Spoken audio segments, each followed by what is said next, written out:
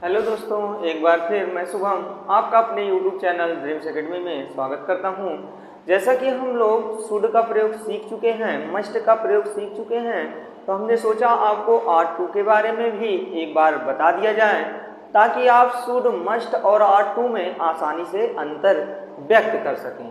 Video को देर न करते हुए शुरू करते हैं। यदि आप मेरे चैनल पर नए हैं तो प्लीज़ मेरे चैनल को एक बार सब्सक्राइब जरूर कर दीजिएगा और लाइक भी कर दीजिएगा। चलिए आज हम जानते हैं आर्ट 2 का प्रयोग। तो ये बताइए, जो आर्ट 2 होता है इसकी स्पेलिंग होता है OUGH ट्री और 2O। तो आर्ट के आगे 2 जोड़ दिया जाता है तो आर्ट 2 बन जाता है।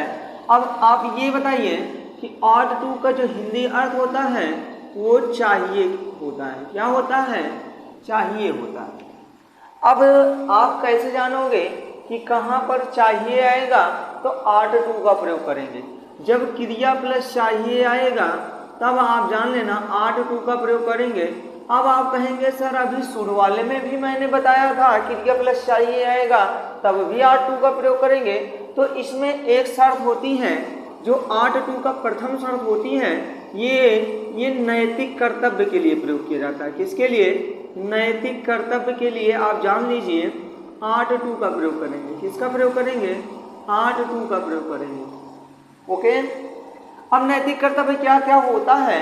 जैसे हमें बुजुर्गों की सेवा करनी चाहिए, हमें गरीबों की मदद करनी चाहिए, हमें बच्चों से प्यार से बात करनी चाहिए, जैसे बच्चों को स्कूल समय पर जाना चाहिए। ठीक है ना? ऐसे ट्रांसलेशन के साथ आप हमेशा आर्ट 2 का प्रयोग करेंगे। जैसे हमें स्कूल समय पर जाना चाहिए, हमें स्कूल समय पर जाना चाहिए। अगर आप ध्यान से देखिए तो ये एक नैतिक कर्तव्य की बात कर रहा है। हमें स्कूल समय पर जाना चाहिए, हमें भगवान की पूजा करनी चाहिए।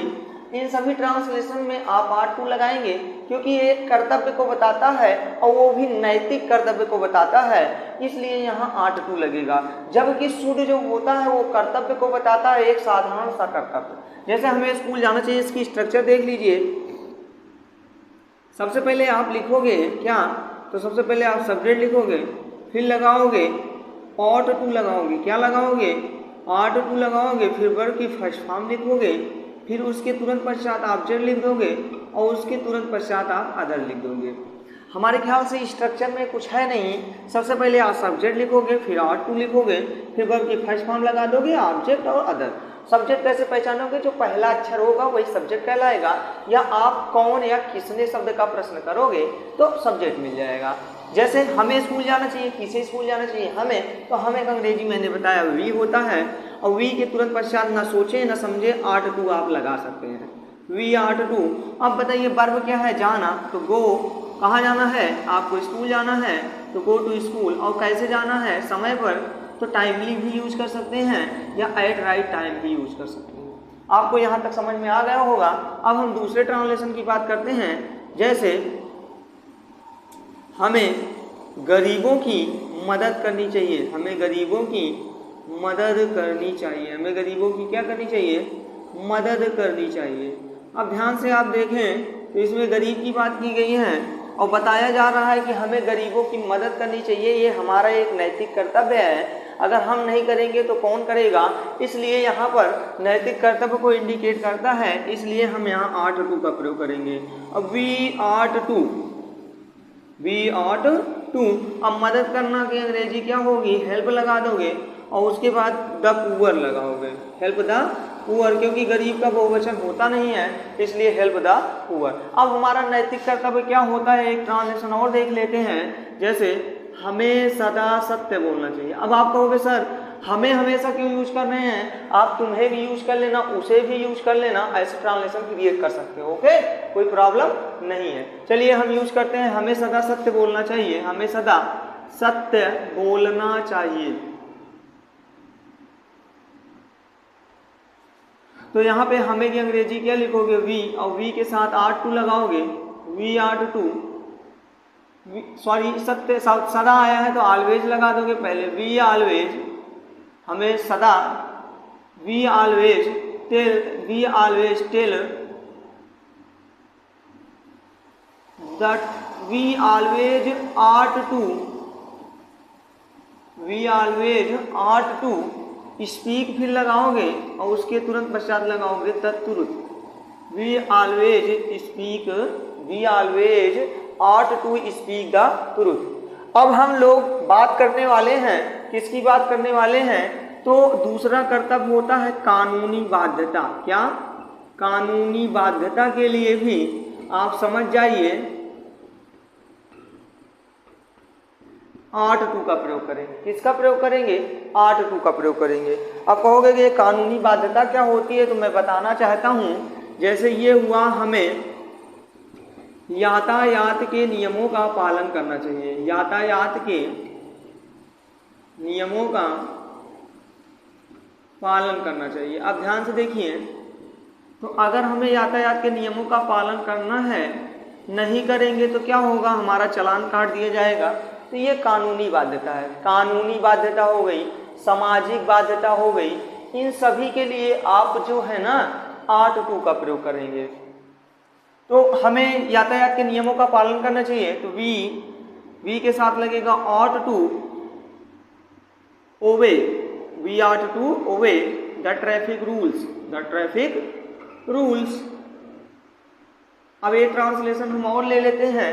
मान लीजिए यहीं पे आ गया, हमें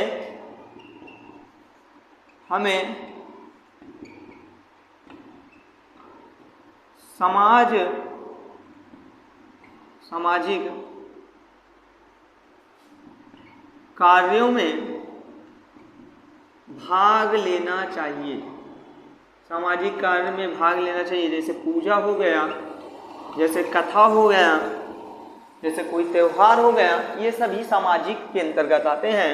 तो यहाँ भी आर्ट टू लगाओगे, वी आर्ट टू पार्टिसिपेट, यहाँ पे होगा वी आर्ट टू पार्टिसिपेट सामाजिक कार्यों में इन सोशल वर्क्स, सामाजिक कार्यों में।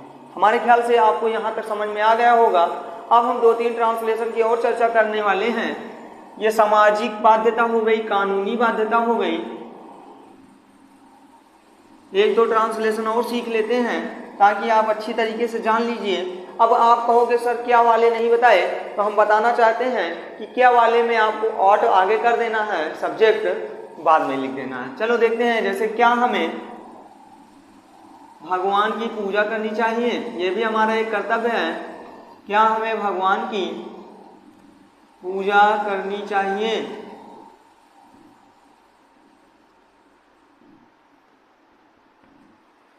क्या हमें भगवान की पूजा करनी चाहिए? तो आर्ट, इसके बाद वी लिखोगे, फिर टू लिखोगे, worship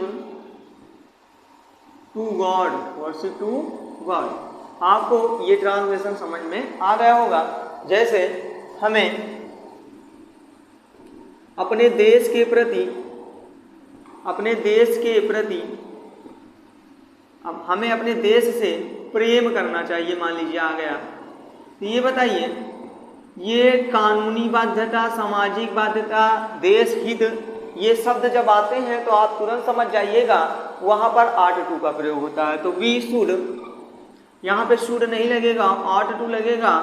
we ought to love our country, हमें अपने देश से प्रेम करना चाहिए।